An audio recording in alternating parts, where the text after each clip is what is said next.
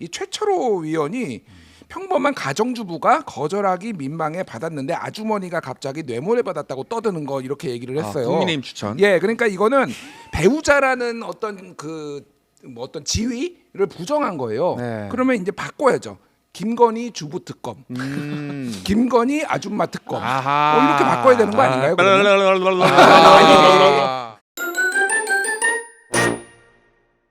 EBS에 그 압수수색 이번에 한 번 있었는데 네.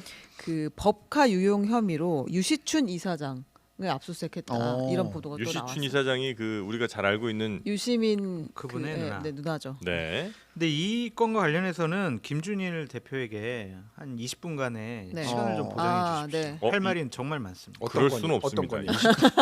언론장아. 선거방송심의위. 네. 예. 선방심의도 있고 그다음 네. 방심의도 있고 두 분이 상습이잖아요. 상습이요? 네네네네. 그분들 입장에서는 저는 네. 초범이고요. 아, 초범이에요? 지금 한 3범 정도 되지 않아요? 범이요? 아니, 뭐 그러니까 저 때문에 지금 문 닫게 된 방송사가 여러 개가 있어요. 지금. 왜 그러는 거예요? 거기에 뭐 저 개인적인 고소고발까지 많은데, 일단은 저는 그러니까 이 선방심의 이 분들이 정말로 무슨 생각을 하는지 굉장히 궁금해요. 자, 이게 지난번에는 김건희 특검이라고 했다가 김건희 여사 특검이라고 해야 된다라고 네. 뭐 얘기했어요. 사실 거기에는 이제 배우자 김건희라고 법안에는 돼 있으니까 그렇죠. 네. 배우자 뭐 김건희 특검, 김건희 배우자 특검이라고 하는 게 맞는데 자기들 맘대로 김건희 여사 특검이라고 했는데 이 최철호 위원이 평범한 가정주부가 거절하기 민망해 받았는데 아주머니가 갑자기 뇌물을 받았다고 떠드는 거 이렇게 얘기를 했어요. 국민의힘 추천. 예, 그러니까 이거는 배우자라는 어떤 어떤 지위를 부정한 거예요. 네. 그러면 이제 바꿔야죠. 김건희 주부 특검, 김건희 아줌마 특검, 이렇게 바꿔야 되는 거 아닌가요? 그러니까 이게 얼마나 지금 황당한 이거를 가지고 법정 제재를 지금 때렸단 말이에요.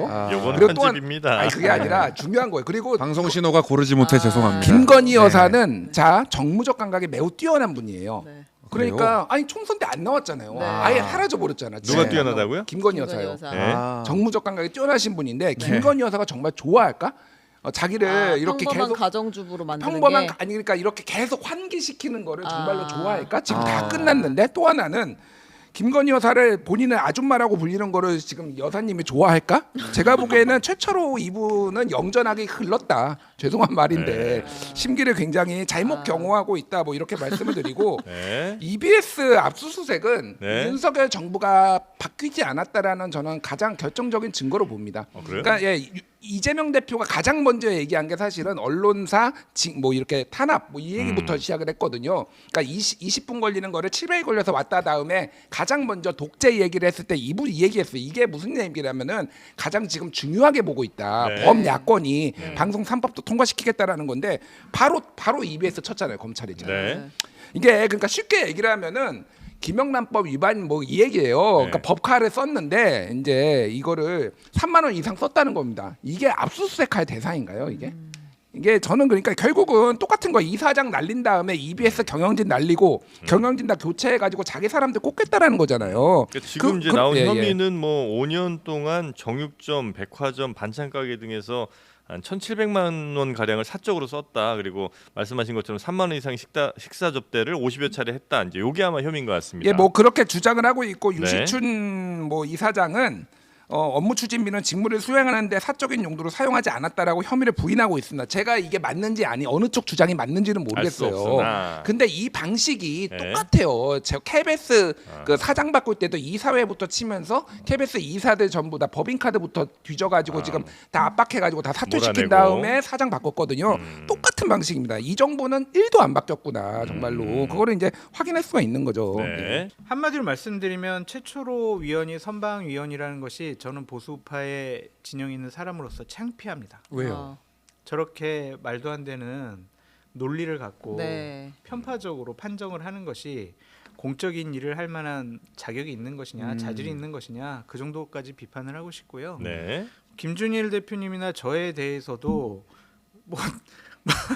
뭐 편파적이다. 그냥 사람 자체가 인간 자체가 편파적이다. 타고나게 편파적으로 타고났다는 그렇게 취지인가요? 타고났다. 그렇게 얘기하고 저에 대해서도 네. 막 이제 여러 가지 회의를 하면서 네. 상당히 좀 인격 모독적인 얘기를 좀 많이 했더라고요. 아 그래요? 네, 그거는 옳지 않은 것 같아요. 그러니까 제가 뭐 잘못했으면 어떤 평론이 잘못했는지 그거 지적할 수 있지만 그거를 공적인 일을 하는 분은 네. 논리적으로 근거 규정에 의해서 지적을 해야 되는데 뭐라고 아니, 몰라.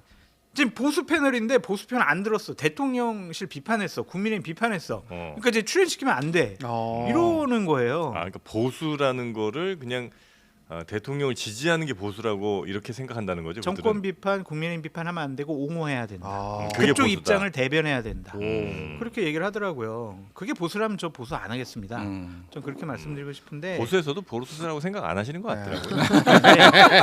그 사람들이 공개적으로는 네. 저에 대해서 보수라고 생각 안 하지만 따로 전화 많이 와서는 네 말이 맞다고. 아, 그래요? 좀 따로 얘기 좀 해보자고.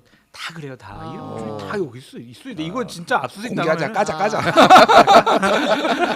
그래서 황금폰이에요 그거. 전부 구속이야, 전부 구속.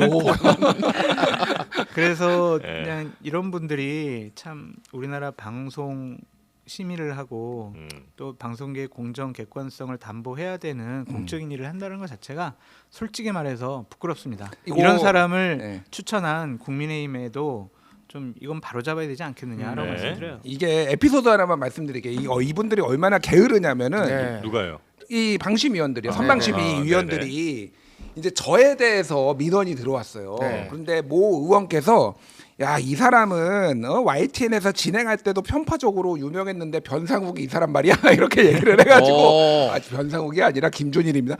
아 그러니까 이 변상욱이 말이야 이러면서 나랑 변상욱도 구분도 못해. 나는 YTN 진행을 한 적이 없거든. 그러니까 YTN 예전에 뉴스가 있는 저녁 그렇죠. 변상욱 선배가 진행을 네네. 진행을 너무 했잖아요. 연배도 차이가 많이 나지 않나요? 아니, 그러니까 네네네. 그냥, 얼굴을 모르는 거 아니에요? 그냥 다 편파적인 좌파야. 이분들이 보기에는 뭐 이게 구분할 필요도 없는 거야. 그러니까 근데 그분들이 변상욱 기자는 헷갈린 거 별로 기분 안 나쁘신 것 같은데 약간. 아니 뭐 변상욱 선배 좋아합니다. 개인적으로 그렇죠. 좋아하는 분인데 어쨌든 얼마나 성의 없게 지금 뭐 이걸 게으르다. 하고 있나 누가 무슨 네. 내용을 했는지조차 제대로 파악도 안 난다라는 거고 네. TV조선의 그 손영기 위원 같은 경우에는 저에 대해서 네. 제가 이제 윤석열 대통령이 가는 길이 역사가 되는구나 왜 9번째 거부권 행선거제에서 네네네네.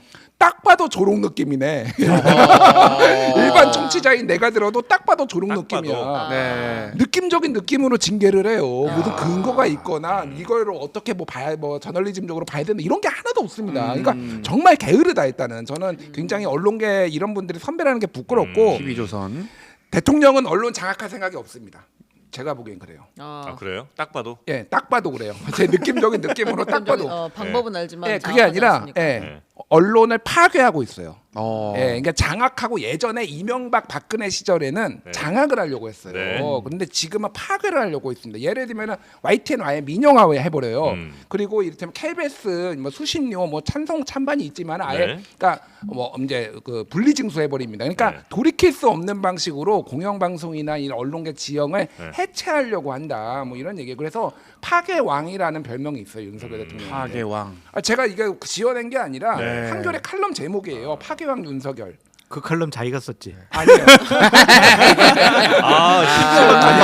신박하네. 자기가 쓰고 그거 인용해. 셀프 홍보로. 이재성 한겨레 논설위원이 꼽은 리스트인데 자 그냥 짧게 얘기할게요. 네. 뭘 파괴했냐? 첫 번째 국민의 생명과 안전을 지켜줄 것이라는 신뢰를 무너뜨렸다. 둘째 공무원의 선거 중립 의무라는 헌법 규정을 조롱했고 상위법을 시행령으로 흔들었다. 셋째 여당을 대통령실 여의도 출장소로 전락시켜 정치를 무력화했다. 넷째 새만금 잼버리 엉망됐고 엑스포 유치도 실패했다. 다섯째 미일 편중애교. 여섯째 나이건 자유주의 신자유주의 몇 개나 이념. 나오는 거예요? 일곱 번째 연구개발 예산을 아유. 제멋대로 삭감해 네. 미래 역량을 훼손했다. 여덟째 에너지 전환 골든타임 놓쳤다. 아홉 번째 검찰권의 편파적 남용. 열 번째 법 앞에 평등이라는 민주주의 기본 질서를 다 짓밟았다. 다 파괴했다라는 건데 네. 이 칼럼을 제가 유의 깊게 본 거는 11번째입니다. 어. 11번째 뭘까요? 11번째가 혹시 언론 파괴예요? 아닙니다. 김준일. 결국 본인과 자신을 파괴할 거다. 아내를 파괴할 거다. 아, 예. 돌고 돌아서.